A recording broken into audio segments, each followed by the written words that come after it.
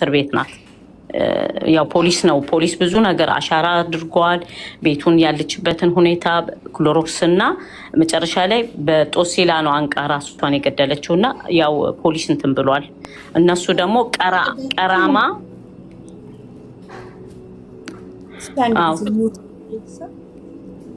እኔም ስራ ነኝ ላውራችሁና ልውጣ።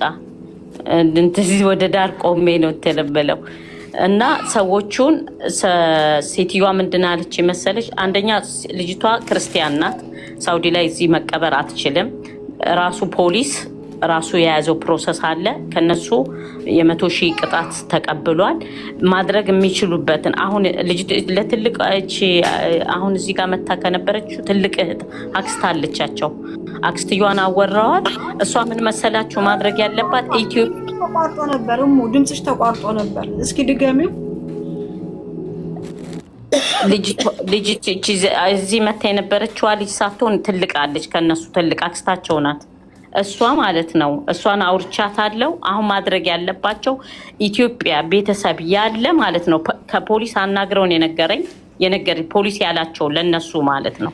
ለዚችኛዋ ቤተሰብ ሄዶ ፖሊስ እያንዳንዱ ነገር ፕሮሰሱ ነግሯቸዋል። ዝም ብሎ በቀላል ዛሬ ገንዘብ ስለተከፈለ ሬሳ የሚሄድበት ምክንያት የለውም። 6 ወር 7 ወር ሊፈጅ ይችላል። ስለዚህ ምንድነው ማድረግ ያለባቸው? አሁን ለልጅቷም ደውልላታለሁ፣ ለዚች ለትልቋ ማለት ነው። ኤምባሲ ኢትዮጵያ ሰራተኛና ማህበራዊ ጉዳይ ሚኒስቴር እንትን ተብሎ ማለት ነው። እነሱ ለኤምባሲ እዚህ ያስተላልፋል።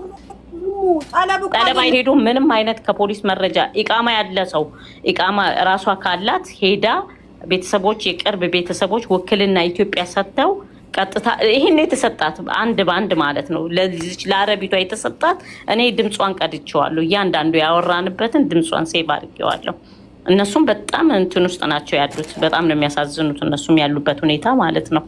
እና እነሱ የሚሉት ከኢትዮጵያ ወረቀት ይመጣል፣ ለኤምባሲ ይቀርባል። ኤምባሲ ፖሊስ የያዘውን ሙሉን መረጃ እንትን ካለ በኋላ ነው ቀጥታ ሬሳ ወደ ኢትዮጵያ የሚገባው።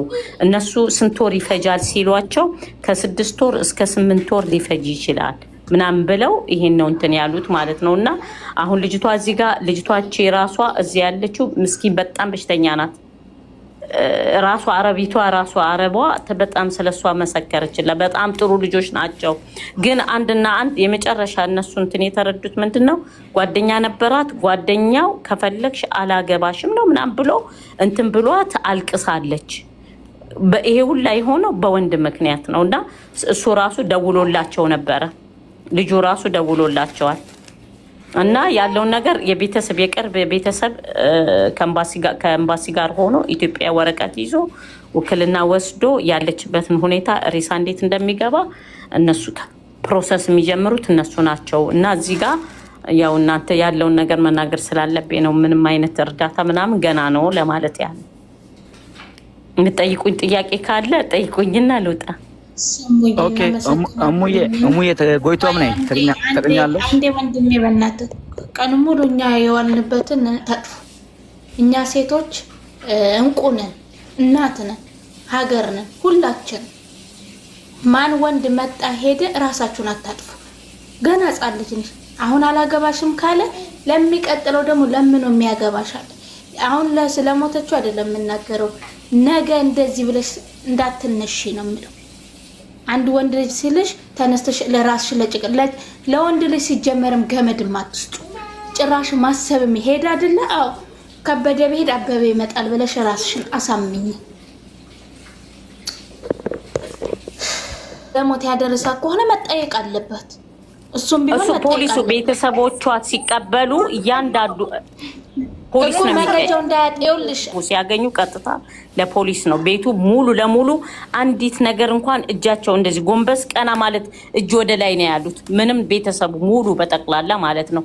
ፖሊስ የሷን እንትን እቃ ንብረቷን እያንዳንዱ ነገር ፖሊስ ይዞት ሄዷል። ምንም ነገር እነሱ ስልኳም እነሱ ጋር ነው፣ ፖሊስ ጋር ነው ያለው። ፖሊሱን ራሱ አሁን ፖሊስ ቦታውን ነግራኛለች፣ ግን እኔ አልችልም። ምክንያቱም ህገወጥ ስለሆነች እኔ ልተባበር አልችልም። ወንጀል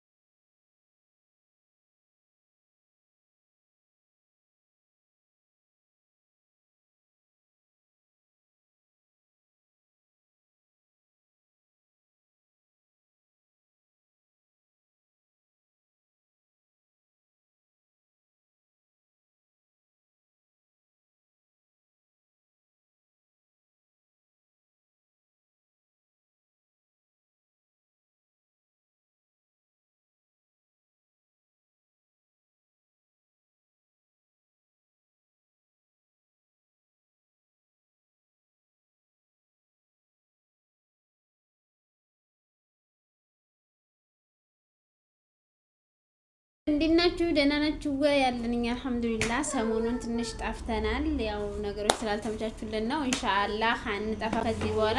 ቪዲዮአችን ላይክ አድርጉልን፣ ቻናላችን ሰብስክራይብ አድርጉልን። እናመሰግናለን። ያው ሰሞኑን እንግዲህ አንዲት እህታችን ስደተኛታችን በሳዑዲ አረቢያ ራሷን አጥፍታ ብዙ ሰዎች እንኳን ራሷን የሚያስጠፋት ምክንያትም የለም በጣም ደስተኛ ናትና ራሷን አጥፍታ አይደለም አረቦቹ ገለዋት ነው ምናምን የሚል ውዝግብ ላይ ነበሩ። ያው መጨረሻው ላይ ግን ፖሊስ ባደረገው ጥናት ራሷን አጥፍታ ነው የተገኘችው ማለት ነው። በጣም ነው የሚያሳዝነው። ራሷን ያጠፋችውም ለወንድ ብላ እንደሆነ እየተነገረ ነው። ያው በአጠቃላይ ሶሻል ሚዲያ ላይ በጣም እየሳቀች መንፈሳዊ ነገር እያደረገች መዝሙር እያዘመረች መዝሙር እየሰማች ነው ብዙ ጊዜ የታየችውና ከዛ ተነስቶ ነው ሰውም ራሷን ልታጠፋችልም አረቦቹ ተተናክሏት ነው ወይም በቃ ምንም ራሷን አጥፍታ ነው የሚል አሳማኝ ነገር አልነበረም። ለማንኛውም ሰው ፖሊስ አረጋግጦ እውነታውን እስከሚናገር ድረስ ማለት ነውና በጣም ነው የሚያሳዝነው። እኔ በዚህ ዘመን ማለት ነው እህቶቼ ይሄ የራቁት እንትን ይጀብሽ የራቁት እንትን ይዞብኝ ብላችሁ ራሳችሁን እስከማጥፋት የሚደርሱ ሰዎች በጣም ነው እኔ እንጃ ምን እንደምላችሁ አላውቅም ጋይዝ። ለምን ይሄ እኮ ራቁትሽን እሱ ጋር ያንቺ ራቁት ፎቶ ያንቺ ራቁት ነገር መኖር እኮ ምንም የሚደንቅ ነገር አይደለም ጋይዝ። አንድ ሴትና ወንድ ሪሌሽንሺፕ ውስጥ ሲገቡ ዞሮ ዞሮ ራቁትን ነው የምታገኙ፣ ራቁትሽን ነው የሚያገኝሽ፣ ራቁትሽን ነው የምታዩ፣ ራቁትሽን ነው የሚያይሽ። ይሄ ግዴታ ነው። ይሄ የተፈጥሮ ግዴታ ነው። እሱ እንደ እንስሳ አስቦ በእንትን በፍቅር ያሳለፋችሁትን ጊዜ እንደገና እንደ ማስፈራሪያ ቢጠቀመው አንቺ በዚህ ዲፕሬሽን ውስጥ ገብተሽ ራስሽን ራስሽን ማጥፋት አይደለም ማልቀስ ራሱ ተገቢ አይደለም። ለእንደዚህ አይነት ከሃዲ ደንቆሮ ወንዶች ጋይዝ ይሄ ያንቺ ስህተት አይደለም። ይሄ የተፈጥሮ የሰጠው አንቺ የሰራሽው ስህተት ወይም የወንዱ ወይም የሴቷ ስህተት አይደለም። ይሄ የተፈጥሮ ግዴታ ነው። ሴትነትሽን አሳልፈሽ ለሱ መስጠት የተፈጥሮ ግዴታ ነው። ያ ስለሆነ በአካልም ሆነ በስልክም በሆነ አጋጣሚ ሪሌሽንሺፕ ውስጥ ወይም ደግሞ የፍቅር ግንኙነት ውስጥ ሆናችሁ ያንቺን ራቁት ነገር ይዞ ከዛ በኋላ አንቺ የፍቅር ጊዜያችሁ ሲያልቅ በዛ ላይ አስፈራራሽ ቢሞክር ወይ ፖስተዋለሁ ወይ እንደዚህ ላለው ቢል ምንም ይሁን ራሳችሁ ማጣት አይደለም ማልቀስ ራሱ አያስፈልግም ጋይዝ።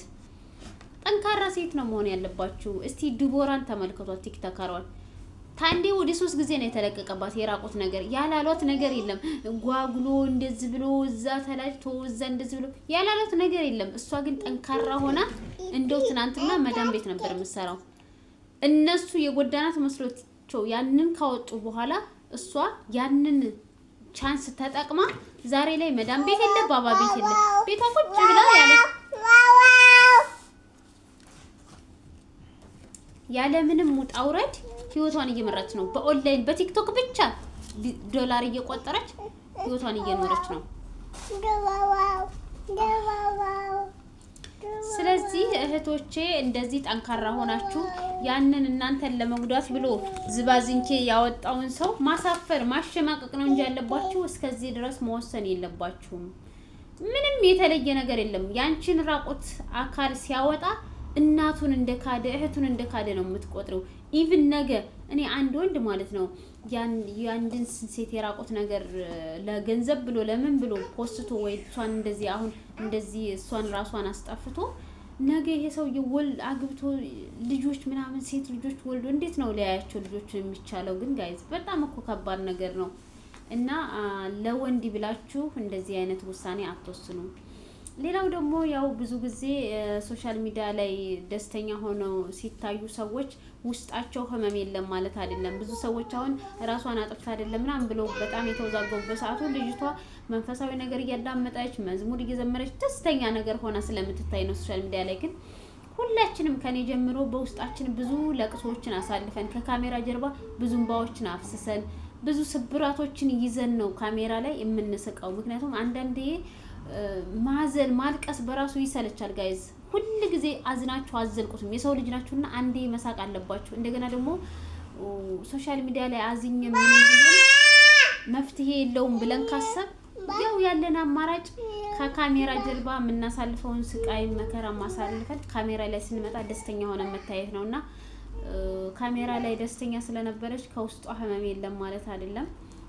ሁላችንንም የምንኖረው ላይፍ ስለሆነ ማለት ነውና የኔ እናት ለነዛ ለምስኪን እናትና አባቷ ዛሬ ነገ ትመጣለች እያሉ ቀን እየቆጠሩ ለሚጠብቋት ለነሱ መጽናናትን እመኛለሁኝ። በጣም ነው የምታሳዝነው። ለወንድ ብላችሁ በዚህ ልክ ውሳኔ አትወስኑ እህቶቼ፣ ንቁ። አሁን 20ኛው ሴንቸሪ ነው ጋይስ፣ ሰልጥኑ። የፈለገ ነገር አይደለም ምራቆትሽን ምን ሌላ ነገር ቢዝ እኔ እንደዚህ አይነት ነገር ገጥሞኝ አያውቅም። ግን ቢገጥመኝም እኔ ለዚህ ቦታ ሰጥቼ ራሱ እንኳን አይደለም ራሴን ላጠፋ ማለት ነው ላለቅስ ሁሉ አልችልም ጋይስ። ይሄ የኔ ስህተት አይደለም። ይሄ ተፈጥሮ ያመጣው ግዴታ ነው። በፍቅር በነበርኩ በትዳር በነበርኩ ሰዓት አይለችም ይቻል አሳልፌ የሰጠሁትን ሴትነቴን እሱ ነገ ተካደው ወይም ደግሞ ነገ ስንጣላ ይሄን ነገር እንደማስፈራሪያ ከተጠቀመው ድንጋይ ላስ ነው እንጂ ምለው እንደዚህ ራሴን ላጠፋ ምናምን አልችልም።